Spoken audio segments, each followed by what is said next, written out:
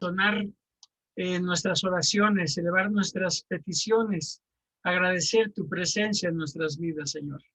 Este culto ha sido preparado para ti y te rogamos que te complazcas en él, que lo veas como un olor fragante que llegue a ti, porque lo hemos preparado con todo nuestro corazón para tu honra y tu gloria. Es en Cristo Jesús que oramos y pedimos esto. Amén. Ahora, hermanos, les voy a pedir que pasemos a la parte en donde nosotros, delante de Dios, nos confesamos y reconocemos que somos pecadores. Y esto lo vamos a encontrar en el libro de Esdras, del profeta Esdras, en el capítulo 10, versículo 1. Esdras 10, versículo 1, que dice: mientras oraba Esdras y hacía confesión, llorando y prostrándose delante de la casa de Dios, se juntó a él una muy grande multitud de Israel, hombres, mujeres y niños, y lloraba el pueblo amargamente. Y lo hacemos, Señor, porque reconocemos que somos pecadores, que somos indignos de estar en tu presencia, pues hemos hecho cosas que atentan contra tu santidad. Queremos rogarte, Señor, en este tiempo, en esta ocasión, que tu perdón nos siga alcanzando, que ese sacrificio que hizo tu Hijo en el madero nos siga limpiando del pecado y que cada uno de nosotros vaya realizando las actividades, vaya realizando los actos que tú preparaste como buenas obras para dar testimonio de que somos tus hijos, Señor. Te agradecemos tu perdón y lo reconocemos porque así lo dice tu palabra en el libro de Isaías 59:1. He aquí que no se ha cortado la mano de Jehová para salvar, ni se ha grabado su oído para oír. Te damos gracias, Señor, porque estamos seguros de tu protección, de tu cuidado en esta mañana y por todos los días que tenemos por delante. A ti sea la honra y la gloria en Cristo Jesús. Amén. Mis queridos hermanos, esta mañana también tenemos la oportunidad de interceder unos por otros. Tenemos el tiempo adecuado para que todas estas peticiones que han sido presentadas delante de la iglesia durante esta semana sean del conocimiento de los demás miembros de nuestra comunidad de fe. Y así pues, voy a invitarles a que cada uno de nosotros eleve a nuestro Padre una oración por las peticiones, por los agradecimientos que estaremos presentando en este momento. Quiero invitarles a que, en señal de reconocimiento de la majestuosidad delante de la que estamos, cerremos nuestros ojos e inclinemos nuestra cabeza para orar a Dios Padre. Señor, te damos tantas gracias. Primero que nada, te damos gracias por la vida, Señor. Te damos gracias porque nos permites estar en esta tierra y porque nos permites entender que tienes una misión que cada uno de nosotros ha de cumplir. Seguramente, Padre, que en algún momento cada uno de nosotros tiene ciertas dudas, ciertas inquietudes de por qué estamos aquí. Pero tú, en tu infinita bondad, la vas mostrando y la vas presentando delante de nuestros ojos y vas descubriendo ese telón para que juntos podamos ver las maravillas que tú has planeado para tu creación, Señor. Te damos gracias, Señor, por la vida de cada uno de los integrantes de tu iglesia Getsemaní. Y ahora en particular, Señor, te damos gracias por aquellos que han cumplido alguna meta durante esta semana. Aquellos que elevan su agradecimiento por las bondades, por el trabajo, como lo hace tu hijo Isaías, Señor, que ve tus maravillas durante todo este tiempo reflejadas en su vida y en la de su familia, Señor. Te pedimos por la familia Lima para que recuperes la salud de nuestro hermano, de nuestros hermanos, de su mamá, para que juntos también podamos elevar alabanzas a tu nombre, porque nuevamente has restaurado su salud física, Señor. Damos gracias por la vida de tu sierva Olivia, Señor, que te ha agradecido que está recuperándose de sus afecciones estomacales, de su colon, pero también, Padre, nos unimos a ella para manifestarte su petición por su amigo David, que sigue sometido a esta terrible enfermedad que es el cáncer, Señor. Te rogamos porque David se restaure para que sus niñas vean el poder maravilloso de tu mano en la vida de su papá. Y así, Padre Santo, también te rogamos por Omar Hijo y por Omar Padre, por Omar Hijo para que le des un trabajo conforme a los talentos que le has dotado para que ocupe los conocimientos académicos que él ha logrado y que pueda regresar a un trabajo acorde a su situación eh, escolar y que en tanto sigas bendiciendo el negocio que tiene junto con su esposa. Y de Omar Padre, te pido que sigas restaurando su salud para tu honra y tu gloria, Señor, y que pronto él pueda ser sometido a la operación que tiene que ser sometido. Padre, te pido por la familia de Edgar Daniel Rojas, por su suegra, por su esposa, por su cuñada, por la pequeña Camila, Señor. Eh, Tú sabes que ellos tienen ahora COVID, como muchas gentes en el mundo, y te ruego, Señor, que seas con ellos, que ellos no presenten síntomas graves de la enfermedad y que en ello vean tu mano poderosa recorriendo sus cuerpos para que ellos vean restaurada su salud pronto, Señor.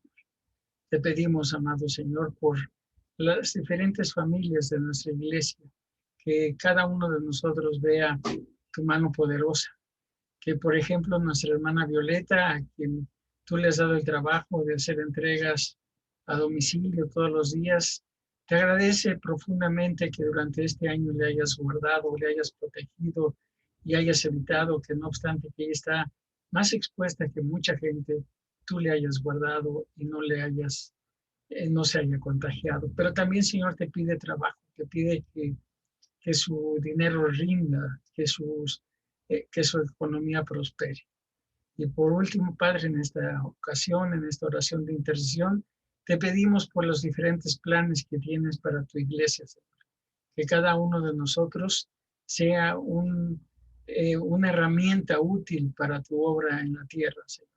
Que Getsemaní realmente esté trabajando para ti, para tu obra, y, y esto se ve reflejado en las actividades de cada uno de nosotros.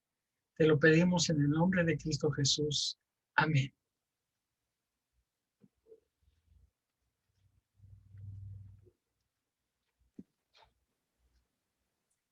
Vamos a leer todos juntos el Salmo número 27, versículo 4. Yo voy a leer esta versión en la Nueva Versión Internacional. Dios mío, solo una cosa te pido, solo una cosa deseo. Déjame vivir en tu templo todos los días de mi vida para contemplar tu hermosura y buscarte en oración. Amén. Vamos a entonar todos juntos. Primero el himno número 37, Al estar aquí, y después el himno número 34, De Jehová cantaré.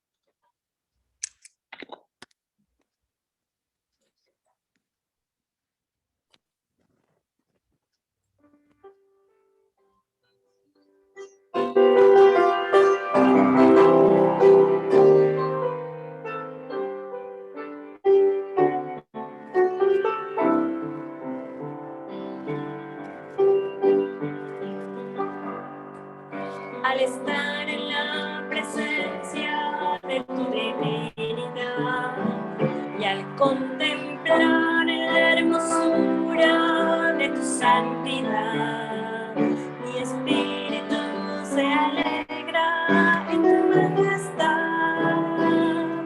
Te adoro a ti, te adoro a ti, cuando veo la grandeza de tu dulce amor y compruebo la pureza de tu corazón.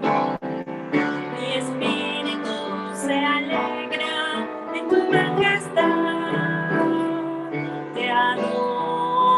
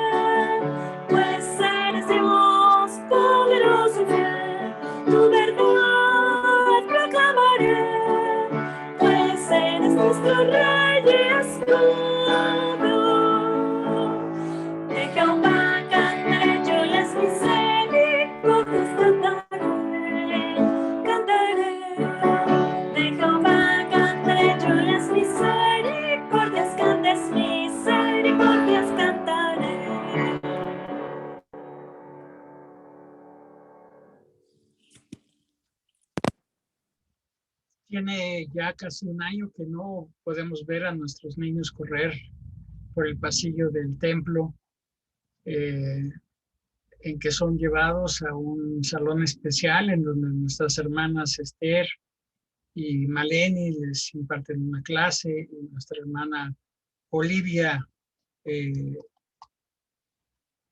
también entona con ellos una canción. Y te queremos en esta mañana, Señor, dar muchas gracias porque tú nos permites orar por nuestros niños, Señor. Nos permites hacer una oración en donde reconocemos que nuestros hijos son tuyos. Ahora algunos de nosotros también oramos por nuestros nietos, pero no dejamos que nuestros hijos grandes, nuestros adultos ya jóvenes, dejen de ser nuestros niños. Y te queremos pedir por sus vidas, queremos rogarte, Señor, que tú les sigas bendiciendo a cada uno de ellos, que sigas fortaleciendo. Ahora algunos de ellos ya son padres y ahora tienen también la grata responsabilidad de entrenar a tus hijos, de enseñarles quién eres, cómo eres y qué es lo que haces para guardarlos en este tiempo de pandemia, Señor. Te ruego que sigas levantando, que sigas restaurando su salud en el caso de que haya sido afectada, que le sigas manteniendo, que sigas abriendo su entendimiento, su inteligencia, su mente para que absorban las diferentes clases que les son ofrecidas por sus maestros. Y por eso, Padre, los ponemos delante de ti en el nombre de Cristo Jesús. Amén. Voy a invitarles ahora, mis queridos hermanos, a que juntos vayamos a nuestras Biblias. Vamos a leer en el Nuevo Testamento. Les voy a invitar a que me acompañen, siguiendo con su vista, la lectura del capítulo 23 del Evangelio de Jesucristo según San Mateo. Vamos a leer el Evangelio de San Mateo, capítulo 23, que nos servirá como base para la predicación de esta mañana. Y la palabra de nuestro Dios dice así: entonces habló Jesús a la gente y a sus discípulos diciendo: en la cátedra de Moisés se sientan los escribas y los fariseos. Así que todo lo que os digan que guardéis, guardadlo y hacedlo, mas no hagáis conforme a sus obras, porque dicen y no hacen. Porque atan cargas pesadas y difíciles de llevar y las ponen sobre los hombros de los hombres, pero ellos ni con un dedo quieren moverlas. Antes, hacen todas sus obras para ser vistos por los hombres, pues ensanchan sus filacterias y extienden sus flecos de sus manos.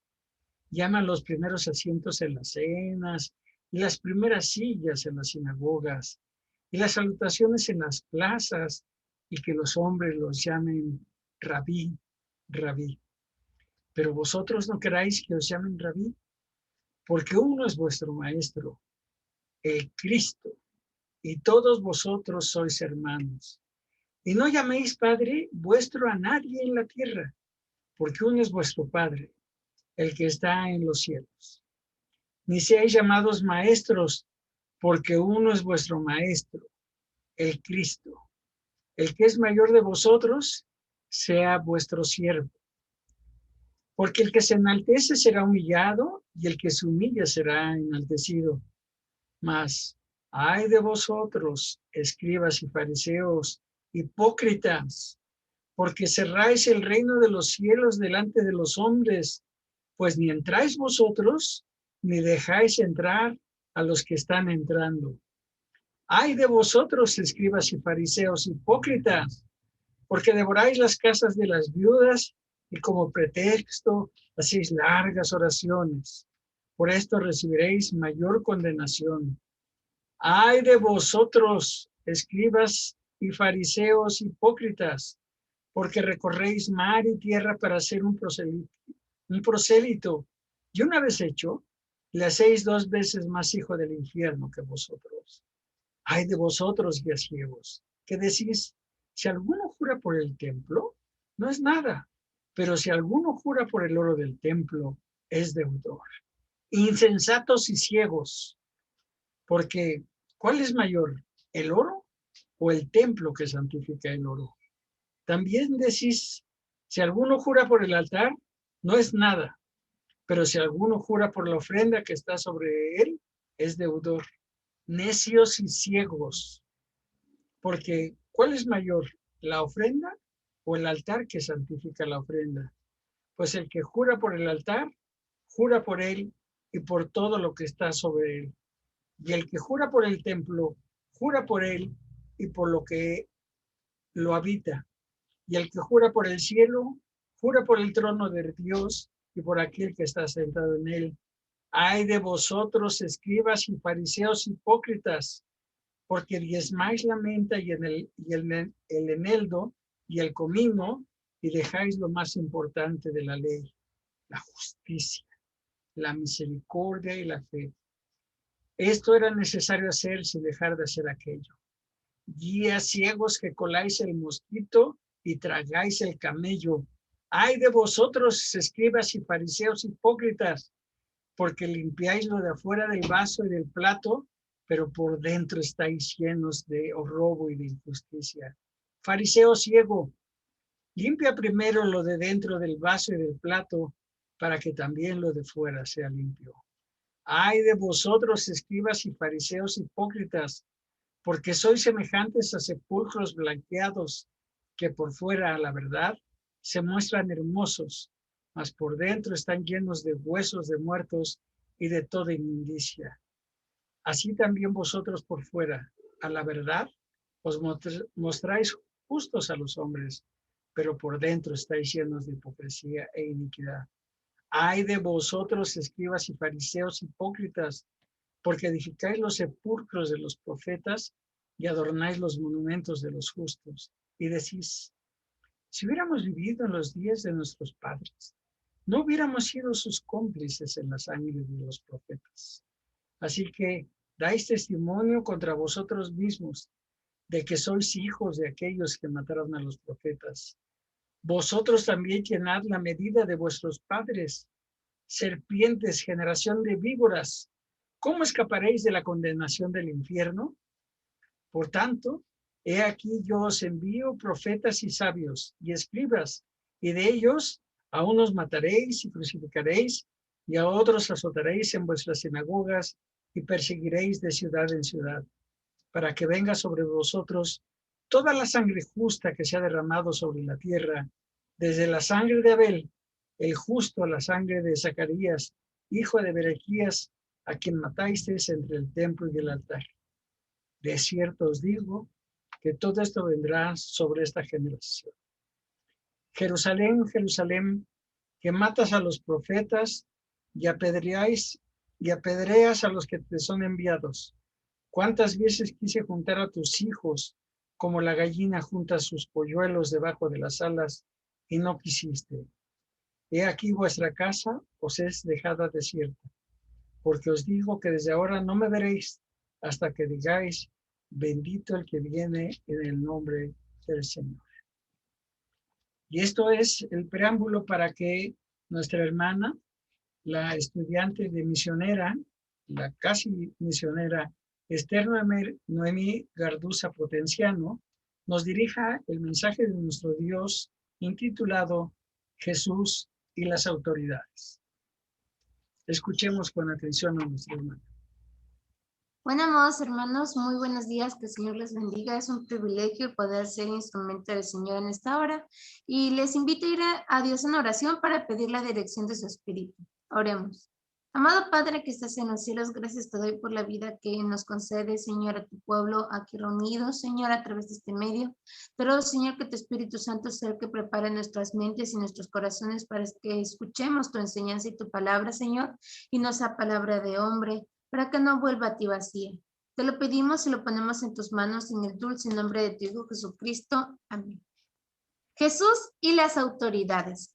Hay algo muy curioso en el Estado de Israel, al menos en esa época, o pueblo de Israel. Nosotros, por ejemplo, nos regimos por el Estado y hay una separación entre el Estado y la Iglesia desde la promulgación con Benito Juárez hace ya varios años. Cuando Jesús estuvo aquí en la tierra, el Estado y la Iglesia eran uno en Israel. El Imperio Romano había dominado todas estas tierras, sin embargo, les daban cierta libertad de autoridad en su propio gobierno. Y sobre todo los líderes de las iglesias eran pues quienes dirigían también la política del pueblo. Y estas son las autoridades contra las que se enfrentó nuestro Señor Jesucristo. Nuestro pasaje específicamente menciona a dos, a los escribas y los fariseos. ¿Quiénes eran estos hombres? Los escribas, como su nombre lo dice, eran aquellos que trabajaban escribiendo los pergaminos de la ley, los pasaban en limpio, los redactaban de nuevo, veían que estuvieran limpios, que no se consumieran con el tiempo, ellos procuraban que todo estuviera bien, e inclusive hay quienes dicen que también llegaban a interpretar. La interpretación como tal, sabemos que era tarea de los fariseos, eran los intérpretes de la ley, pero no solamente interpretaban, sino que también eran los que tenían que ver y vigilar que se llevara a cabo. Jesús se enfrentó a ellos, eran sus líderes en las sinagogas. Jesús los escuchaba, los conocía, los reconocía, pero el gran problema aquí es que estos líderes eran pésimos líderes. Jesús sin pena y sin colchón se los dice a través de este pasaje. Aunque en el principio nuestro pasaje dice que se lo está diciendo al pueblo y a sus discípulos, sabemos que allí estaban también los fariseos y escribas que siempre estaban asomados para escuchar o ver qué era lo que Jesús hacía o decía. Ahora, ¿por qué es importante que se lo diga al pueblo? Era importante para que el pueblo lo identificara a estos malos líderes y no hiciera todo lo que ellos hacían. Hoy en día es lo mismo para nosotros. Esta enseñanza nos tiene que ayudar a identificar a los malos líderes para no imitar las cosas malas que ellos hagan. Pero no solamente se lo dirigió al pueblo, sino también se lo dirigió a los discípulos. Y entonces hoy en día se aplica a los que ya son líderes. Nosotros debemos escuchar para identificar a los malos líderes y no ser como ellos, sino procurar ser como Cristo, buenos líderes. Y vamos a ver 5 características a través de todo este pasaje. Dice el versículo 3 y 4, la segunda parte, mas no hagáis conforme a sus obras porque dicen y no hacen, porque atan pesadas cargas y difíciles de llevar que ni siquiera ellos cumplían. La primera característica es que ellos dicen y no hacen. Ellos enseñaban la ley, se la sabían de memoria, era un requisito mínimo básico necesario para ser un fariseo y pues los escribas de tanto que copiaban igual pues se sabían de memoria. Los niños judíos a los 12 años se sabían mínimo el Pentateuco. Entonces imagínense, ¿qué niño hoy en día se aprende el Pentateuco? Pues solamente un israelita en estos tiempos. Ellos se sabían la ley y la enseñaban, la dictaban al pueblo, porque en las sinagogas estaban los hombres y la sala de mujeres y se las enseñaban. El problema era que lo que ellos decían no lo vivían y no lo hacían. Era como decir hoy en día, ay, hermanos, el adulterio es pecado, pero que yo viviera en adulterio, entonces no vivo lo que predico y así con cualquier enseñanza bíblica. Ahora, otra cosa que sucedió con ellos era no solamente que no cumplían lo que decían, sino que ellos habían añadido tradiciones humanas a la palabra de Dios. Ellos habían añadido de sus tradiciones y las enseñaban como si fueran ley. Ahora, es muy importante entender hoy en día que existe algo llamado contexto y cultura, donde el contexto y la cultura va a influenciar en el comportamiento de una iglesia, pero la iglesia debe de entender que no es una ley absoluta. Un ejemplo que les voy a poner, que más adelante vamos a volver a retomar, es la ropa. Si ustedes, por ejemplo, van al sur, en el sur es muy común que los varones utilicen guayaberas y anden en manga corta, aunque haga calor, pero nunca van a ver a un varón ni en chanclas ni en short, porque aquí la iglesia se viste con pantalón y las mujeres, la mayoría con falda y vestido, pero es cultural. Ellos no tienen por qué impedirle la entrada a alguien solo porque utilice pantalón. Y eso, por ejemplo, era el problema con los judíos. Si fuera en ese tiempo y ellos dijeran, a partir de hoy todas las hermanas tienen que traer vestido o todas las hermanas tienen que tener pantalón o no entran, eran tradiciones que ellos ponían adicionales a la enseñanza que pues obviamente no eran bíblicas, pero que ellos enseñaban como si fuera la ley. Entonces, este era el problema con estas autoridades. Decían y no hacían. Ponían cargas muy difíciles de llevar, cosas que a veces no terminaban cumpliendo. Ellos, por ejemplo, en los capítulos anteriores, en el capítulo 15, habla sobre el diezmo y los padres. Ellos no ayudaban a sus padres porque decían, es que esto es del diezmo. Y aún así obligaban al pueblo, a que el pueblo, los que no eran escribas y que no eran fariseos, dieran tanto su diezmo como cuidaran a sus padres, cuando ellos solamente hacían una de estas cosas. Y este es un ejemplo de lo que ellos hacían. Y ya mencionamos un ejemplo que podría ser más actual. Nuestra segunda característica se ubica en los versículos del 5 al 7. Dice, antes, hacen todas sus obras para ser vistos por los hombres, pues ensanchan sus filacterias y extienden los flecos de sus mantos, y aman los primeros asientos en las cenas y las primeras sillas en las sinagogas, y las salutaciones en las plazas, y que los hombres los llamen rabí, rabí. Estos hermanos o malos líderes, mujeres, porque pueden ser los líderes, no solamente son pastores, son todos los líderes en la iglesia. Cuando son malos líderes, hacen para ser vistos. ¿Para ser vistos por quién? Para ser vistos por el hombre, porque Dios todo lo ve. Así que no necesitaríamos que el hombre nos viera. Pero los escribas y fariseos hacían las cosas para que todo el pueblo de Israel los viera. Ahora, para entender esto, vamos a ir viendo estas cosas que menciona Mateo. Dice primero las filacterías. Las filacterías eran unas cajitas de cuero que utilizaban los hombres para llevar sus rollos, probablemente de estudios y pasajes bíblicos, cuando oraban. Entonces, esa cajita podía ser del tamaño que ellos lo mandaran. Por ejemplo, nuestra Biblia tiene un tamaño así, un tamaño casi de nuestra cara. Hay Biblias más pequeñas. Nuestros hermanos que compran Biblias de letra extra grande, pues son más grandotas. Pues hagan de cuenta que ellos mandaban a hacer una así tipo jumbo. Aunque ellos podían ver muy bien, por ejemplo, la letra, ellos tenían una así tamañote jumbo que paseaban para que la gente supiera que ellos ese día habían orado. Lo hacían con esa intención. El problema no era tener una filactería grande o pequeña, sino el motivo por el que ellos llevaban esa filactería enorme. Hoy en día tal vez no pelearíamos eso porque muchos ya ni siquiera llevan su Biblia a la iglesia. Ya no la llevan, entre más chiquita mejor. Entonces nosotros ya nos estamos yendo para el otro lado. Pero en ese entonces era entre más grande era para que la gente lo viera. Y luego dice aquí, también lo hacían con los flecos. Los flecos eran borlas, como, no sé si han visto, a veces cuelgan unos hilitos de las cortinas, esas eran las borlas, y se utilizaban en los mantos. De hecho, nuestro Señor Jesucristo, por la época en que vivió, Él también las utilizó. En el capítulo 9 también de Mateo, cuando habla de la mujer con flujo de sangre y dice que ella tocó el borde de su manto, específicamente estaba tocando las borlas del manto de nuestro Señor Jesucristo. El problema no era utilizar las borlas, sino que los fariseos utilizaban borlas mucho más grandes, con muchos más hilitos y probablemente con colores más llamativos para que la gente supiera que ellos estudiaban la ley, porque no cualquiera utilizaba tampoco estas borlas. Y ellos lo hacían para, como decíamos, para ser vistos.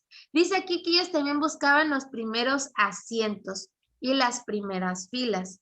Ok.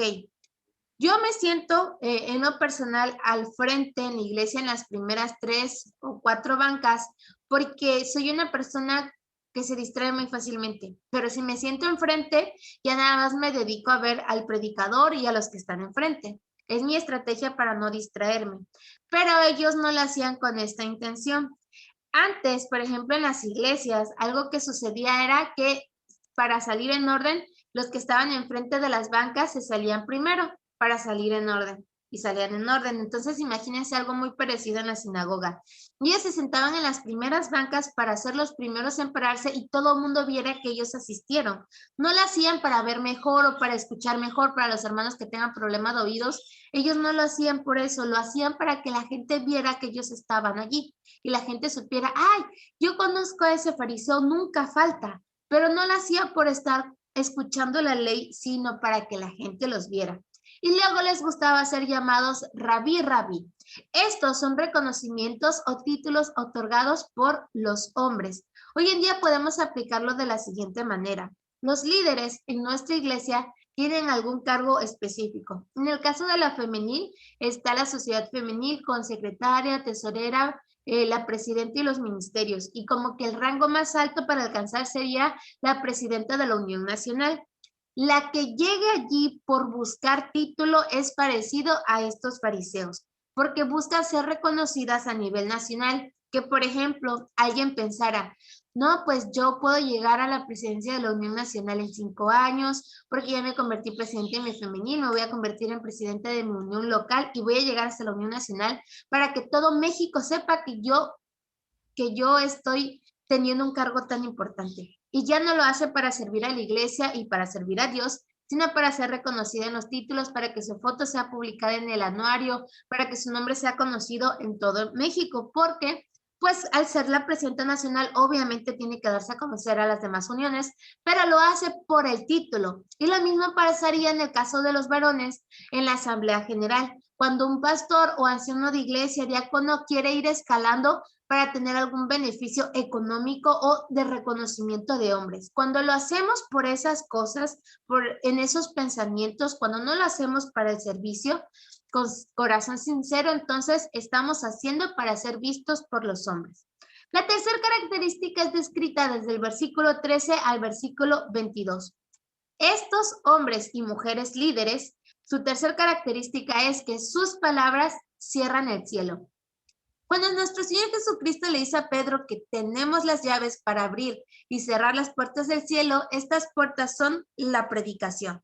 Y a estos hombres les encanta, y mujeres también, cerrar las puertas de los cielos a las demás personas. En primer lugar, con el legalismo y la excesiva religiosidad. Hace un momento yo les decía, por ejemplo, del uso muy importante entender el contexto cultural, de que, por ejemplo, en el sur, es mal visto que una mujer entre en pantalón por cultura, pero sería un error impedir que alguien entrara solo porque trae un pantalón o porque trae la falda que no le gusta a la hermana que dirige los cultos. O que, por ejemplo, en la Ciudad de México se utiliza más el pantalón porque hace frío, porque es cultura. Que alguien que llegara con vestido le dijeran, ay hermana, tú no puedes entrar porque aquí solamente es con pantalón. Entonces, eso es legalismo y eso es una excesiva religiosidad. Eso, por ejemplo, en las iglesias que le dicen a los hermanos que les dijeran, hermano, como tú no traes camisa y corbata, tú no te puedes poner a dirigir. Y el hermano que venía del sur con su guayabera se queda con cara de, ¿pero por qué? Si yo vengo bien vestido, la guayabera es muy elegante aquí en el sur, ¿no? Y él se va a quedar con cara de, ¿pero por qué? ¿Qué pasó? Eso es legalismo. Si la iglesia se pone de acuerdo y pues quieren tener un uniforme, eso es muy diferente. Pero cuando impedimos que alguien se acerque a los pies del Señor por nuestras tradiciones y nuestro legalismo, entonces somos malos líderes. Ahora, estos malos líderes también tenían prácticas codiciosas e inescrupulosas. Imagínense. Los fariseos se encargaban de administrar la herencia de las pobres viudas. Si yo, por ejemplo, viviera en los tiempos de Jesús, yo podría tener ventas, podría vender comidita, como lo dice Proverbios, o perfumes, y tengo mis ganancias. Pero la heredad y las tierras están siempre a nombre de mi esposo. Si mi esposo muriera, la tierra pasa a los fariseos para que ellos se encarguen de velar por mí y que en toda mi vida no me haga falta nada y cuando yo muera la herencia pasa a mis hijos. Pero el problema con los fariseos es que ellos al administrar eso le decían a la pobre viuda, hermana, es que necesitamos recursos para el templo, así que su heredad la vamos a ofrendar a Dios. Pero no la ofrendaban al 100% a Dios. Ellos tenían un beneficio económico. Y si no fuera así, Jesús no lo hubiera mencionado. Imagínense qué triste. Por eso dice aquí que ellos desamparaban a las viudas y les cerraban las puertas a las viudas porque les daban una mala predicación del amor y de la misericordia de Dios. Otro error que cometían al cerrar los cielos eran los prosélitos. Los prosélitos eran gentiles convertidos al judaísmo, pero convertidos con demasiada facilidad. Es si, por ejemplo, nuestra iglesia permitiera que cualquier persona se hiciera miembro. ¿Por qué no podemos hacer eso? La palabra de Dios dice que el trigo y la cizaña crecen juntos. y también le encarga a los líderes tener mucho cuidado de la iglesia. Si ustedes ven en el Nuevo Testamento, Pablo, Pedro tratan de encargarse de aquellas personas que le hacían daño a la iglesia y las expulsaban. Le decían al pueblo, a ellos no los tienen que obedecer.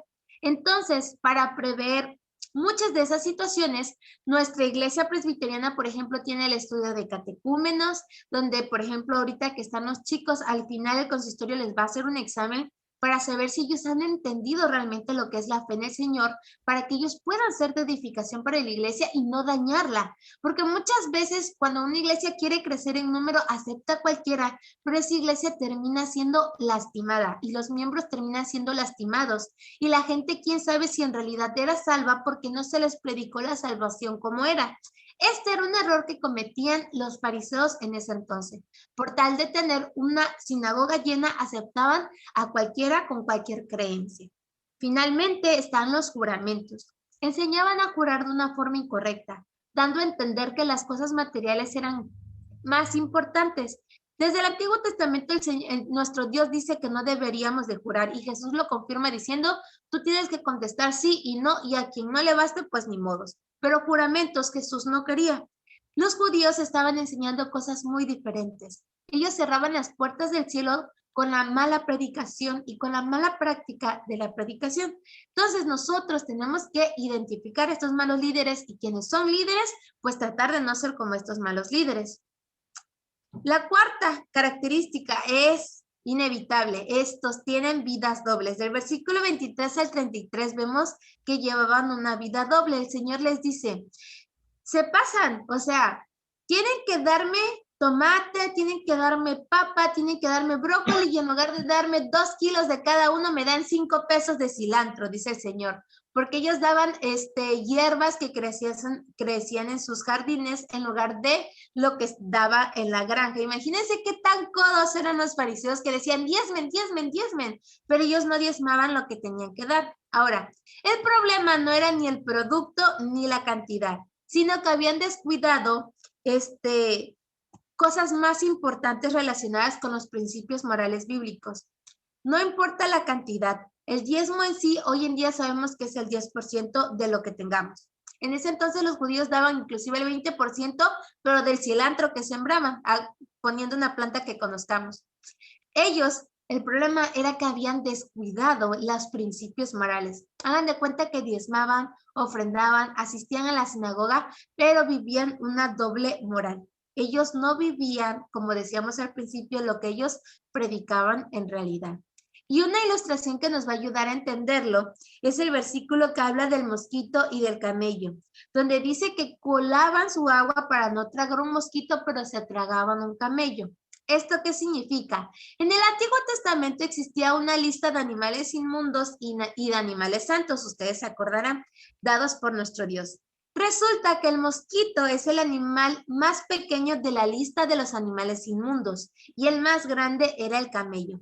Aunque ellos cuidaban no tragarse un mosquito, un animalito pequeño, terminaban tragándose la inmundicia completa al llevar una vida con doble moral. Y esto es súper desagradable para Dios, amados hermanos. Si ustedes leen en Apocalipsis, dice que por cuanto no somos ni fríos ni tibios, Él nos vomitará de su boca. El Señor preferiría que fuéramos fríos a ser tibios, que sería equivalente a tener una doble moral. Y esto lo dice también diciendo que ellos eran vasos limpiados por fuera y sucios por dentro. Y enfatizándolo todavía más, nuestro Señor Jesucristo habló de los sepulcros blanquecidos. Sería un sepulcro muy bonito por fuera. Hay a quienes, por ejemplo, los cristianos les ponen una Biblia, los católicos ponen una cruz y se ve muy bonita por fuera. Pero a pesar de quien está dentro, llega un momento en que el cuerpo se pudre, se engusana, pues se echa a perder, regresa al polvo. Esto era lo que estaba representando esta vida doble, esta doble moral en estos fariseos y escribas, porque ellos habían abandonado los principios morales y entonces eran igual a un sepulcro, podridos por dentro, aunque por fuera aparentemente estaban bien. Ellos solamente les importaba ese contexto externo. Después, nuestra quinta y última característica es que ellos luchan con los buenos líderes. ¿Ok? Del versículo 34 al 37, nuestro Señor habla de que Él ha enviado a buenos escribas, porque obviamente no todos eran malos, también buenos fariseos. Y en el Antiguo Testamento envió a muchos jueces y profetas y sacerdotes. ¿Cuál era el problema? Que los malos fariseos, los malos escribas y los malos profetas siempre pelean con los buenos. Solo imagínense Elías, cuando con los profetas de Baal eran 400, si no me equivoco, y era él cuando tenían que encender los altares. O sea, eran 400 contra uno. Siempre va a haber pelea contra los buenos y malos. ¿Por qué? Porque el bueno va a decir, por favor, pueblo, no hagan caso a las malas enseñanzas. Y el malo va a decir, no es cierto, ella está mintiendo. Y es lo que hacen. En el Antiguo Testamento, por ejemplo, los mataban. Y Elías llega un momento en que se deprime y dice, Señor, solamente yo he quedado, han matado a todos tus profetas. Y habían matado a casi todos los profetas. Solo quedaban algunos que no se habían inclinado a nuestro Señor. No sé si 400 o 600, 300 personas. Ustedes lo sabrán mejor que yo. Y esto pasa en la actualidad. Los malos líderes van a discutir con los buenos líderes porque la tarea de los buenos líderes es corregir a los malos líderes y enseñarle al pueblo sobre los malos líderes. Pero el mal líder no se va a quedar allí. Va a discutir, va a tratar de pelear e inclusive destruir a los buenos líderes. Y esta es la competencia que tal vez algunos han visto o experimentado en el momento de utilizar cargos, en nuestro caso como Iglesia Presbiteriana en la femenil o en la Asamblea General. Dios nos ayudara de que no hubiera esto, pues realmente sería mentira que no existe, porque al existir el pecado existen todas estas cosas. ¿Y existen los malos líderes en nuestra iglesia? Sí, sí existen, pero no importa, porque nosotros los vamos a identificar y no los vamos a seguir. Y a eso va nuestra conclusión. Nuestro Señor Jesucristo enfrentó malos y pésimos líderes. Estos líderes religiosos nunca se van a terminar a causa del pecado, como ya mencionaba. Estos malos líderes van a provocar cosas muy terribles muchas veces y a veces hasta que provoquen algo así los vamos a identificar. Van a provocar dolor, van a provocar divisiones, van a provocar tropiezos. Ellos aconsejan mal, entonces pueden producir algo en alguna familia que mal aconsejen y muchas otras cosas más. Y las vamos a identificar. Muchas veces las vamos a identificar por esa doble moral que viven. Muy difícilmente pueden ocultar tanto tiempo una doble moral. Entonces, de que se van a identificar porque nadie puede jugar con el pueblo de Dios. Esto no es excusa, amados hermanos. Tener malos líderes, tener pésimos líderes no es excusa para abandonar la iglesia. Si usted abandona la iglesia por un mal líder, entonces usted no era un buen pueblo. ¿Por qué se lo dice el Señor Jesucristo al pueblo y a los discípulos?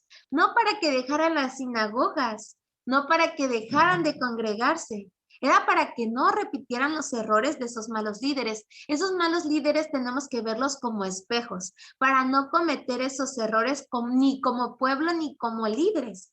Para eso nos los da el Señor.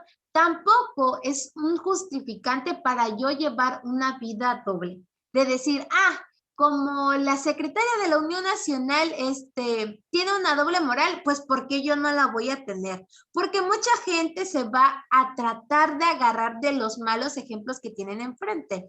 Y van a decir, no, pues si el hermano hace esto, pues yo también puedo. Si el hermano se emborracha, ¿por qué yo no me puedo tomar una copita de vino, no? Entendiendo los contextos culturales, pero esto nunca nos va a justificar, porque si el Señor te está diciendo no hagas lo que ellos hacen, pues estarías cometiendo un doble pecado porque lo haces de manera súper consciente y tratas de justificarte. Y el Señor Jesucristo nos enseña 4 cosas que el pueblo tiene que hacer a pesar de tener malos líderes. La primera de ellas está en el versículo 3 en la primera parte. Así que todo lo que os digan que guardéis, guardadlo y hacedlo. Y se refiere a las enseñanzas 100% bíblicas. Tenemos que guardarlas y practicarlas. Ahora ustedes dirán, hermana, pero los malos líderes también pueden predicar y sus predicaciones no van a ser edificantes. Eso es mentira, porque Dios hasta el diablo utiliza para hacer su voluntad. Y Dios puede utilizar a los malos líderes para enseñar cosas buenas al pueblo. Pero ¿cómo el pueblo va a identificar estas cosas buenas? Cuando el pueblo lee la palabra de Dios y ora. Si usted, amada hermana, no lee la Biblia y no ora al Señor, entonces no dudo identificar una buena de una mala predicación. Y aún en medio de una mala predicación podemos aprender cosas. cuando el Espíritu Santo nos acompaña. Entonces, lo primero que tenemos que hacer es leer nuestra Biblia para poder agarrar todo lo bueno que el predicador pueda darme, sin importar si es bueno o malo. Dios me va a nutrir, porque es la promesa de Dios. Lo puedo utilizar como instrumento, que sea un instrumento sucio, podrían decir, el Señor puede utilizar grandes maravillas para hacer grandes cosas. Lo segundo es del versículo 8 al 10, cuando dice que no llamemos a cualquiera maestro ni padre, y no se refiere, por ejemplo, a que mi papá a partir de hoy ya no le voy a decir papá, papá, papá, o a mis maestros en la escuela bíblica ya no les voy a decir maestros. A lo que se refiere aquí nuestro Señor Jesucristo es que recordemos mirar a Cristo y no mirar al hombre. El hombre, el pastor, el anciano de iglesia, la misionera, siguen siendo carne y a veces no son malos líderes, pero pueden pecar. Esto no tiene por qué desanimarme porque mi mirada no tiene que estar esperanzada en la misionera ni en el pastor, sino en Jesucristo. Si la misionera peca y yo por ese pecado dejo la iglesia, entonces yo estaba viendo a la misionera en lugar de ver a Cristo. Y esto es muy importante, amados hermanos, y a veces se nos olvida. Tenemos que mirar a Dios solamente, a Cristo, como nuestro Padre, como nuestro Maestro, como nuestro Salvador. Solamente así, cuando nos lastimen en una iglesia, nos quedamos en la iglesia, porque no estamos allí por ellos, estamos allí por nuestro Señor Jesucristo. El versículo 11 dice: el que es el mayor de vosotros sea vuestro siervo. Y este es el tercer consejo que el Señor nos da, que sirvamos. El pueblo tiene que servir y los líderes tenemos que poner el ejemplo de también servir. Los líderes tienen que servir. Nuestra iglesia, yo he visto, a veces cometemos el error de hacer lo siguiente. Los líderes son los primeros en sentarse. Y lo hacemos porque es en parte nuestra cultura. Nuestra cultura mexicana es de consentir, de consentirlos.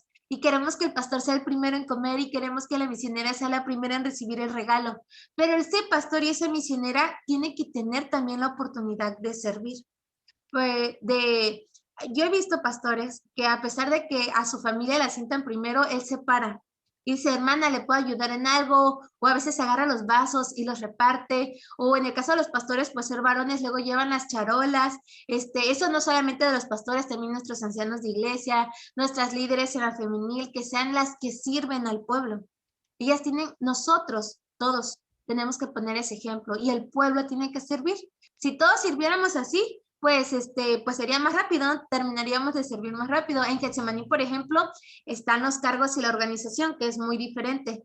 Tenemos diáconos, ellos ayudan a organizar gran parte, y las mujeres generalmente en la cocina, pero ustedes, el que siempre van a ver allí, que yo siempre tengo presente, es al hermano Daniel, repartiendo las cosas, al hermano Gabriel visualizando que nadie está haciendo falta. Eso es un ejemplo de servicio, donde los líderes y el pueblo están sirviéndose unos a otros. Aquí no solamente los líderes trabajan o solamente el pueblo, sino que todos lo hacen. Y eso es una buena señal de que entendemos el servicio. La cuarta, en el versículo 12, es la humildad. Es necesario que seamos humildes como pueblo y como líderes. Como líderes, la humildad nos va a servir a no caer en estos 5 errores. Y como pueblo, la humildad nos va a permitir cumplir con lo segundo, el mirar a Dios y no a los hombres. El que a pesar de que me lastimen, voy a entender que esa persona o es una líder o en ese momento pecó, pero que Dios me está respaldando y que Dios en su momento hará lo que Él tenga que hacer con la vida tanto de la persona como de la mía. Entonces, amado pueblo, nuestro Señor Jesús se enfrentó a estas autoridades y nosotros nos vamos a enfrentar a estas autoridades. Dios quiera que sean muy poquitas las veces que nos enfrentemos a ellos. Dios dirá, dependiendo de cómo quiera el Señor probarnos y qué tanto quiera que crezcamos. Pero esperamos, amados hermanos, que esta palabra sea de edificación para sus vidas, que no vuelva a ustedes vacía. Que el Señor nos bendiga y confirme en nuestros corazones. Podemos continuar. Amén. Le damos muchas gracias a Dios por su palabra y ahora vamos a entonar el himno número 358 para andar con Jesús. Himno número 358.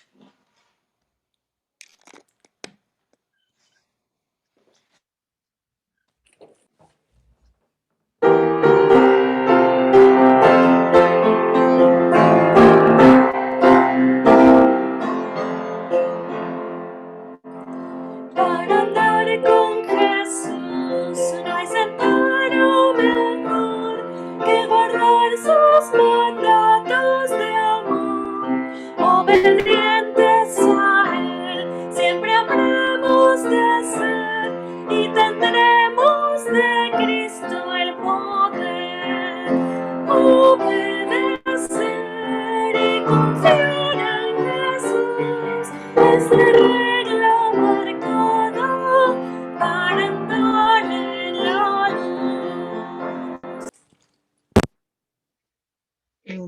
el boletín que debe de estar en su poder de esta mañana, ustedes van a encontrar ahí escritos los datos para poder hacer sus aportaciones a nuestra iglesia.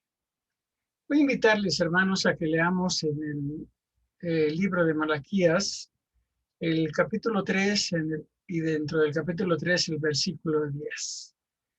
La palabra de nuestro Dios en Malaquías 3:10 dice: traed todos los diezmos al alfolí, y hay alimento en mi casa, y probadme ahora en esto, dice Jehová de los ejércitos, si no os abriré las ventanas de los cielos, y derramaré sobre vosotros bendición hasta que sobreabunde. Mis queridos hermanos, en la Iglesia Nacional Presbiteriana Getsemaní, en la distancia nuestros gastos continúan. El templo está ahora cerrado, pero también es importante que todos tengamos conciencia de que Dios ama al dador alegre, de que nosotros tenemos que, conforme a lo que dice su palabra, tenemos que venir y ofrendar y dar nuestro diezmo. Los gastos continúan, las aportaciones a los diferentes obreros que componen nuestra plantilla pues vamos a llamarle de obreros que colaboran con nuestra iglesia, son merecedores del recurso que les apoya en sus diferentes actividades. Quiero invitarles, pues, entonces a que entren en contacto con nuestra hermana Alma o con alguno de los ancianos de la iglesia para que podamos ponernos de acuerdo y recibir sus aportaciones. Son importantes, hermanos. Ahora serán también más importantes en la medida que tendremos un licenciado predicador al que tenemos que apoyar en su economía. Vamos a orar por los diezmos y las ofrendas, hermanos. Padre, reconocemos que hemos fallado también en entregar lo que nos corresponde. No como un pago, Padre, porque no tenemos ninguna forma de hacerlo. No hay nada que podamos hacer para pagarte. Pero sí tenemos que entender que debemos reconocer la presencia de tu vida, la presencia de tus recursos, la presencia de tu protección, de tu provisión en nuestros hogares cada día. Señor, ayúdanos a entender que nuestra escasez no debe de ser una limitante para poder ofrendar y diezmar en tu templo. Te lo pedimos, Señor, en el nombre de Cristo Jesús. Amén. Vamos a entonar el himno número 436, Padre, Dueño y Señor.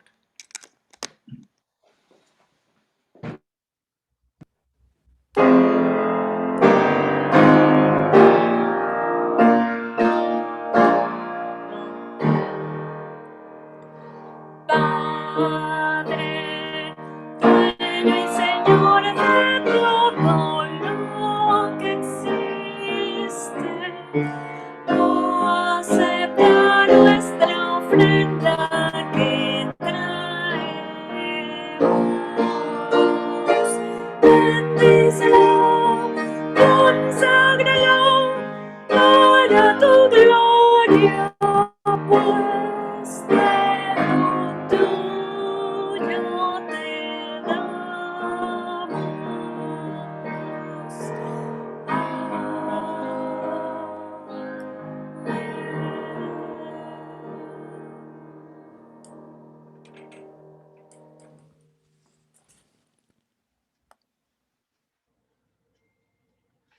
Realmente la frescura de la predicación de esta mañana enaltece el trabajo de la Escuela Bíblica Central para Misioneras, de donde son estudiantes nuestras hermanas Esther, con quien tuvimos hoy la oportunidad de escuchar el mensaje, y de nuestra hermana Maleni, que también hacen un espléndido trabajo con nuestros catecúmenos. Han estado trabajando en 20 y tantas semanas preparando estos exámenes de los niños, de los catecúmenos. Han trabajado apoyando la sociedad femenil, y también cada domingo, cada semana preparan una cápsula, una pequeña cápsula para los niños de nuestra iglesia, que ahora se proyecta al final de nuestro culto transmitido en vivo. Queremos recordarles, amadas hermanas, que los martes a las 6 de la tarde tienen una cita con la Sociedad Femenil Eunice. Si usted todavía no se une a ellas, le pido que lo haga, que se acerque a la hermana Alma, que platiquen si a lo mejor a las 6 de la tarde no es el mejor horario. Y yo sé que nuestra hermana tendrá el cuidado, la atención para poder atender sus necesidades. Eso permite que ustedes como mujeres colaboren con nuestra iglesia, no tanto en la preparación de alimentos. En Getsemaní hemos tratado de que eso no sea una de las principales actividades de la sociedad femenina, sino que realmente sean colaboradoras en la extensión del reino. Los miércoles a las 6 de la tarde, los chicos que están preparándose para ser miembros de la iglesia están casi por terminar, ya están en sus clases finales y se siguen reuniendo a las 6 de la tarde alrededor de nuestras hermanas misioneras. A las 8 de la noche, nuestro hermano Isaías está ya llevando a la iglesia a la culminación del estudio de la carta del apóstol Pablo a los romanos. Llevamos en el capítulo 12 y estamos tratando de que nos dé tiempo de terminarla, si no antes de que sea Semana Santa, si una o 2 semanas posteriores a la misma, con objeto de que otras actividades se enlacen para honra y gloria de Dios. El viernes tenemos un tiempo de adoración que nos permite en un grupo que quisiéramos no fuera tan pequeño, quisiéramos que fuera lo más grande que se pudiera, para darle honra y gloria a Dios en el tiempo en que adoramos, reconociendo los grandes beneficios que recibimos de nuestro Dios, y lo hacemos también expresando nuestras necesidades, nuestras penas, nuestros ruegos delante de Dios, y lo depositamos en las manos de aquellos a los cuales Dios diseñó como nuestra familia en la tierra. Nuestra familia en la fe, nuestra comunidad de fe, se reúne los viernes para juntos elevar nuestras oraciones en una breve reunión de oración. El domingo, ya saben, a las 11 de la mañana, bueno, 9:30 de la mañana, tendremos que acomodar un poquito coordinarnos un poquito más con el Faro y con para tener acceso a la escuela de formación dominical. A las 9:30 de la mañana se da esta clase por YouTube. A las 11 en nuestro culto. Y el próximo domingo 7, tenemos un momento estelar, un momento magnífico para la vida de nuestra iglesia, y significa el hecho de que oficialmente, aunque ya tiene algunos días que está trabajando y muy fuerte, será presentado por nuestro pastor oficiante, el presbítero Eric Hernández Lara. Nos presentará ya ahora sí oficialmente al licenciado predicador en funciones pastorales, al hermano Marcos Reyes Díaz. El hermano ya ha estado colaborando con nosotros, con el consistorio fuertemente, preparando mucho trabajo, asignándonos nuevas funciones, designándonos responsables de algunas otras cuestiones, y ya el domingo oficialmente él empieza con sus predicaciones. Tendremos algunas actividades menos teológicas. Buscaremos que la iglesia se acerque con él y él a la iglesia en unas tardes en donde tomaremos un café virtualmente, por supuesto, todavía, pero también podemos darle gracias a Dios que paulatinamente se acerca el tiempo del regreso a casa, a nuestro templo, a Allende y Londres, en la colonia del Carmen, en Coyoacán. Entonces, y bueno, y a las 12:30 tendremos ya la transmisión, ahí sí ya por YouTube y por esta plataforma de Facebook, tendremos la transmisión de nuestra clase para los chicos. Hay nuevas e interesantes actividades que el hermano pastor Marcos Reyes estará preparando en colaboración de la iglesia, de todos y cada uno de ustedes, de nosotros, tendremos que trabajar porque el extendimiento del reino de Dios es nuestra responsabilidad. Entonces, vamos a dar paso y estas son todas los anuncios que tenemos por hoy, y voy a darle paso a mi hermana Olivia para que entone algo importante en esta mañana.